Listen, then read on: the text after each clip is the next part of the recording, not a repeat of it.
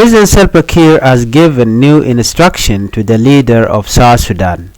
He told them to bring peace, stability, and clean water to the people. The message came on Thursday evening during a swearing-in ceremony in Juba, the capital city of South Sudan. The president was speaking to the new governor of Western Equatoria State, James Al-Taib Berapai, and his deputy Justin Joseph Marona. These two men were recently appointed to lead Western Equatoria. Kiir said their first and most important duty is to stop violence and bring peace back to the people of the state. The state of Western Equatoria has faced many problems in recent months. Violence has increased in towns and villages. Report of killing, ambushes on the road, and army attack have become common. Areas like Yambio, Tambura, and Iba counties have suffered the most. People in these counties are living in fear because of the attack. For a long time, Western Equatoria had no official governor. The position became empty in February after the former governor was dismissed. Since then, people in the state have been waiting for a new leader who can bring peace and development. Now, with James Al-Taib Berapai as governor and Justin Jose Marona as deputy governor, the president expects quick action to end violence and restore calm. During the swearing-in ceremony, President Kiir was clear in his message. He told the new governor and deputy governor, "Your task is to bring stability. You must restore peace and harmony in your state." The President Salva Kiir also asked all political leaders from Western Equatoria who are living outside the state to go back home. He said they should not stay away while their people are suffering. Instead, they must return, work together, and help in building peace and unity. According to Kiir Mayardit, the president of South Sudan, peace cannot come only from soldiers or police. It also requires community leaders, politicians, and citizens to work hand in hand. The history of Western Equatoria is not new in South Sudan. Many states in the country face similar problem of insecurity, road attack, and army-use violence. Communities are sometimes divided by politics, ethnicity, or local dispute. President Kiir believes that appointing new leader with fresh energy can help reduce tension and bring communities together. The president reminds the leader that people want safety more than anything. Families want to work freely, farmers want to cultivate their land without fear, and children want to go to school without hearing gunshot. Without peace, no development is possible.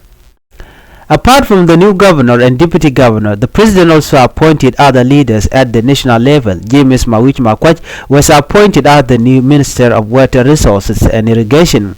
Yen Chandray became the Deputy Minister of Finance and Planning. For these leaders, Kiir gave another important message. He told them that their priority must be to provide clean and safe drinking water across the country. Access to clean water is still a major challenge in many parts of South Sudan. In rural areas, women and children walk long distance to fetch water from river and pond, which are often dirty and unsafe. This causes many diseases like diarrhea and cholera. The president said it is the duty of the government to make sure that every family, whether in town or village, has safe water to drink. He encouraged the new minister to work hard and not to waste time. In both cases, peace in Western Equatoria and water for the whole country, President Kiir gave the same advice. Leaders must work together. He said unity, cooperation, and commitment are the key to success. Without unity, project will fail. Without cooperation, the people will continue to suffer.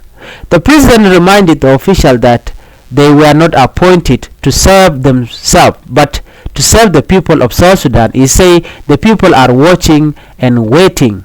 They expect results, not promises.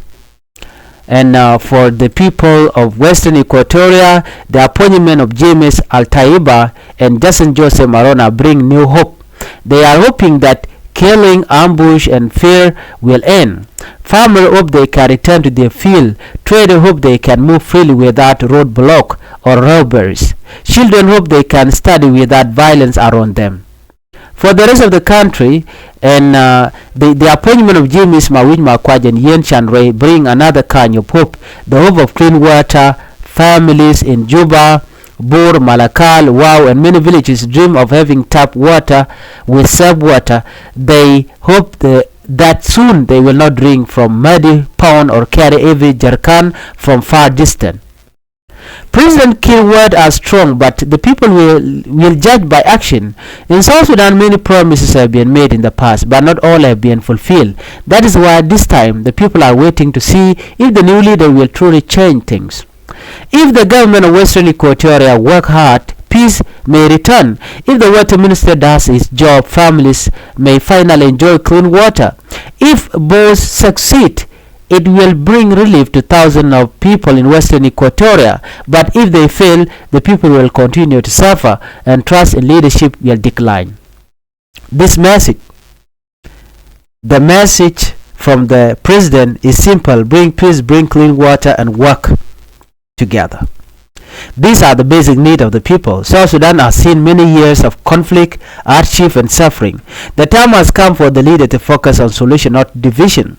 Whether in Western Equatoria or across the whole country, the people of South Sudan are waiting for peace and progress. It is now the duty of the new leader to show that they are ready to deliver. If you are new to my channel, to Eye on Africa, I would like you to help me by subscribing to my YouTube channel. Thank you for watching, and bye bye.